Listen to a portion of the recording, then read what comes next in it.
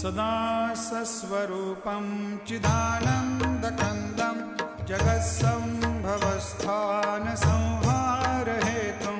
स्वभक्तेच्छया मानुषं दर्शयन्तं नमामीश्वरं सद्गुरुं साईनाथं भवद्वान्तविद्वां समार्तण्डमीड्यं मनोवागतीतं मुनिर्ध्यानगम्यं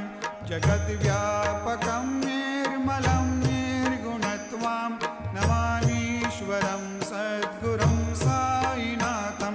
भवाम्भोधिमग्नार्दितानां जनानां स्वपादाश्रितानां स्वभक्तानां